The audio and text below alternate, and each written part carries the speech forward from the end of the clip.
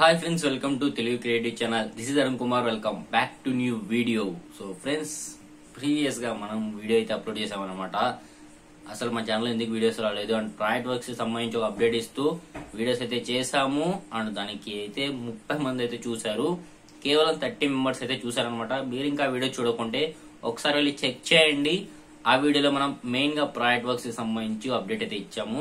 మీకు అది అర్థమైతే అవుతుంది. అండ్ ఈ వీడియోలో మీరు thumbnail లో చూసినట్లుగానే బీటెక్ స్టూడెంట్స్ ఎటువంటి ప్రాజెక్ట్స్ చేయాలి, అసలు ఎందుకోసం చేయాలి, ఇలా మల్టిపుల్ డౌట్స్ అయితే చెప్తారు. అండ్ ప్రాజెక్ట్ వర్క్ చేయడం వల్ల మీకు లాభం ఏంటి, 3 పాయింట్స్ అయితే మనం ఈ వీడియోలో మాట్లాడుకుందాం ఈ రోజు. అండ్ ఇంతకు ముందే నేనైతే లైవ్ చేశాను అనమాట ఆఫర్స్ పైన సంబంధించి. అమెజాన్ లో కొన్ని ఆఫర్స్ అయితే చెప్తూ ఆ లైవ్ లో అయితే చేశాను. అండ్ మీరు ఇంకా వీడియో చూడకోకుంటే మన లైవ్ అయితే షెడ్యూల్ చేశాను అనమాట. ఇప్పుడైతే వచ్చేసి ఉంటుంది, ఒకసారి చెక్ చేయండి. ఆ లైవ్ లో ఆఫర్స్ ఇంకా ఆఫర్ లో ఉంటే మీరు పర్చేస్ కూడా చేసుకోవచ్చు. మాక్సిమం 99% అన్ని చెక్ చేసా, ఆఫర్లు అయితే ఉన్నాయి. ఇంకా ఇంకేం లేట్ చేయకుండా ఈ వీడియోలోకి అయితే వెళ్ళిపోదాం పదండి. మెయిన్ గా 3 పాయింట్స్ పైన అయితే మాట్లాడుకుందాం. ఫస్ట్ వన్ వచ్చేసరికి అసలు ప్రాజెక్ట్స్ ఎందుకోసం చేయాలి. అండ్ మనకి డిప్లొమా, బీటెక్ ఈ 2 కేటగిరీలో చూసుకుంటే మెయిన్ గా స్టూడెంట్స్ ఈ ప్రాజెక్ట్ వర్క్స్ అయితే చేపిస్తారు స్టూడెంట్స్ తో, లెక్చరర్స్ కావచ్చు, అలా టీచర్స్ కావచ్చు.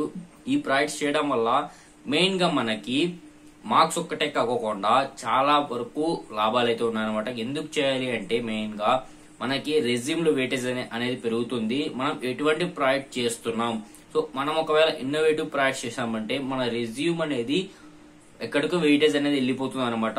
లేదంటే నార్మల్ గా ఎక్కడో యూట్యూబ్ లోనో అంటే థర్డ్ పార్టీ వెబ్సైట్ లో చూసేసి చేసామంటే దాని వెయిటేజ్ అంతైతే ఉండదు. అండ్ మీరు ఎప్పుడైతే ప్లేస్మెంట్స్ కానీ జాబ్ కానీ వెళ్తారో ఈ ప్రాజెక్ట్ వర్క్ అనేది కూడా మెయిన్ కీ రోల్ అయితే ప్లే చేస్తుంది.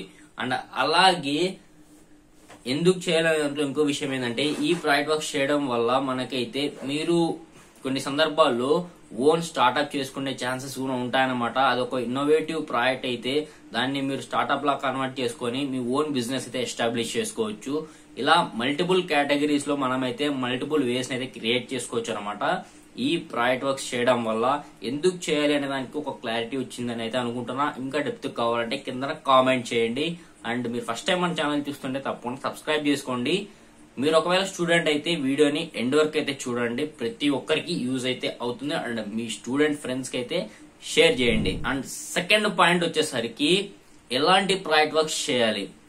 ఎలాంటి ప్రాజెక్ట్ వర్క్స్ చేయాలంటే మనకి మెయిన్ గా రెజ్యూమ్ కి వెయిటేజ్ పెరగాల అంటే ప్రాజెక్ట్ వర్క్ అనేది కొత్తగా అయితే ఉండాలి. మీరు ఏ బ్రాంచ్ అయినా కావచ్చు, సిఎస్సి కావచ్చు, ట్రిపుల్ ఏ కావచ్చు, ఈసీ కావచ్చు, మెకానికల్ కావచ్చు, సివిల్ కావచ్చు, అండ్ ఎక్సెట్రా ఏ డిపార్ట్మెంట్ అయినా కానీ మీరు చేసే ప్రాజెక్ట్ మీ రెజ్యూమ్ అనేది వెయిటేజ్ కావాలా. అండ్ అలాగే మీ ఫ్యూచర్ లో ఉపయోగపడగల అలాంటి ప్రాజెక్ట్ అయితే మీరైతే చేయాలి. మెయిన్ గా మీ ప్రాజెక్ట్ అనేది కొంచెం ఇన్నోవేటివ్ వేలో అయితే ఉండాలి.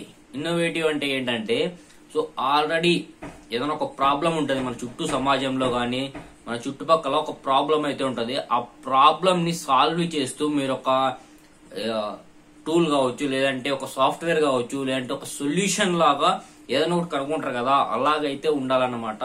ఈ మన చుట్టూ సమాజంలో చాలా ప్రాబ్లమ్స్ అయితే ఉన్నాయి. దాంట్లో ఒక ప్రాబ్లం తీసుకొని మీరు దానికి సొల్యూషన్ కనుక్కున్నారంటే దానికి ఒక టూల్ రూపంలో కావచ్చు, లేదంటే ఆబ్జెక్ట్ రూపంలో, థింగ్ రూపంలో, లేదంటే ఒక బుక్ రూపంలో, ఒక పేజీ రూపంలో, ఎలాంటిదైనా కానీ పర్లేదు, కానీ దాన్ని కనుక్కున్నారంటే ఆ ప్రాజెక్ట్ మీ ఫ్యూచర్ ని ఎక్కడికో తీసుకెళ్తుంది అనమాట. మీరు దాన్ని ఓన్ స్టార్ట్అప్ లాగా కన్వర్ట్ అయితే చేసుకోవచ్చు ముందు చెప్పిన లాగానే. ఇలా ఎలాంటి ప్రాజెక్ట్ వర్క్ చేయాలనే దానికి ఇదనమాట, కొంచెం ఇన్నోవేటివ్ గా ఉండాలి. అండ్ అలాగే మీరు చేసే ప్రాజెక్ట్ అనేది మెయిన్ గా మీరు ఏమేం వాడారు అందులో, అండ్ అలాగే మీరు దాన్ని చేయడానికి ఎంత టైం స్పెండ్ చేశారు, ఎంత రీసెర్చ్ చేశారు. ఎప్పుడైతే మీరు ఆ ప్రాజెక్ట్ వర్క్ పైన ఎంత డెప్త్ రీసెర్చ్ చేస్తారో అంత డెప్త్ గా మీకు అందులో ఉండే ప్రోస్ కావచ్చు, కాన్స్ కావచ్చు మీకైతే తెలుస్తాయి. సో మెయిన్ గా ఇన్నోవేటివ్ పైన ఫోకస్ చేయండి. అలాగే కొత్త ప్రాజెక్ట్స్ చేయడానికి ట్రై చేయండి. అండ్ కొత్తగా రీసెర్చ్ చేయండి. రీసెర్చ్ చేసి ప్రాజెక్ట్ వర్క్ చేస్తే మీకు కొత్త ఐడియాలు అయితే వస్తాయి. సో ఎప్పుడైతే కొత్త ఐడియాలు వస్తాయి మీరు ఓన్ గా మీ ఓన్ బ్రాండ్ గానీ లేదంటే మీ ఓన్ బిజినెస్ గానీ ఎస్టాబ్లిష్ చేసుకునే ఛాన్సెస్ కూడా ఉంటాయి. అండ్ అదనమాట ఎలాంటి ప్రాజెక్ట్ వర్క్స్ చేయాలనే దానికి. అండ్ మూడోది వచ్చేసరికి ఈ ప్రాజెక్ట్ వర్క్స్ చేస్తాం ఓకే, అండ్ ఫ్యూచర్ లో మాకు ఎలా ఉపయోగపడతాయి, అండ్ అలాగే వీటికి సంబంధించిన మెటీరియల్ ఎక్కడి నుంచి తెచ్చుకోవాలి, అండ్ మాకు వచ్చిన ఐడియాస్ ని ప్రాక్టికల్ గా ఎలా ఇంప్లిమెంట్ చేయాలి సో ఇలా డిఫరెంట్ ఏమంటారు డౌట్స్ అనేవి మనలో అయితే ఉండిపోతాయి. ఇవన్నీ కలిపి మనం థర్డ్ పాయింట్ కింద అయితే మాట్లాడుకుందాము. సో ఇప్పటి వరకు చెప్పిన 2 పాయింట్స్ మీకు అర్థమయ్యాయి అనుకుంటా. థర్డ్ పాయింట్ లో మనం మెయిన్ గా మీకు వచ్చే డౌట్ ఏంటంటే, సో మనకి ఒక ప్రాబ్లం ఉంది, దానికి సొల్యూషన్ మా దగ్గర ఉంది, కానీ చేయడానికి మెటీరియల్ కావాలా. సో మెటీరియల్ అనేది మనకు చుట్టూ చాలా అవైలబిలిటీ అయితే ఉందన్నమాట.